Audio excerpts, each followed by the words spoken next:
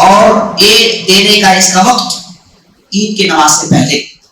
اس کے دو قسم ہیں، وقت کے دو قسم ہیں. ایک ہے افضل وقت، ایک ہے وقت جس میں دینا جائز ہے.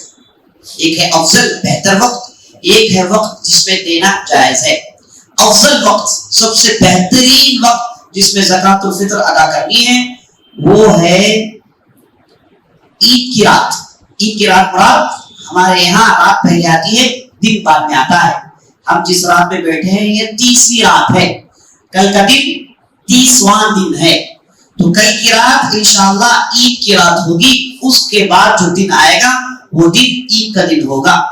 تو عید کی رات میں مغرب کے بعد سے لے کر عید کی نماز تک یہ ٹائم، مغرب کے بعد سے لے کر عید کی نماز تک یہ ٹائم افضل وقت ہے.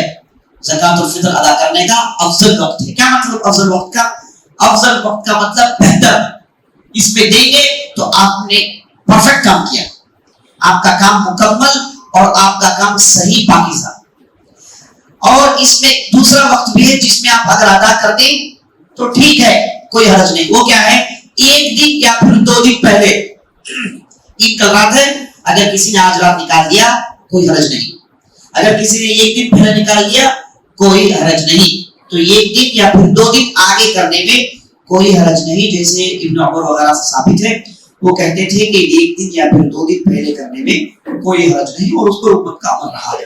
تو افضل وقت مغرب کے بعد سے لے کر عید کی نماز تک. اور دوسرا وقت جس میں دینا جائز ہے، جائز وقت ایک دن یا پھر 2 دن پہلے. تو زکوٰۃ الفطر کے تعلق سے بات آئی ہے.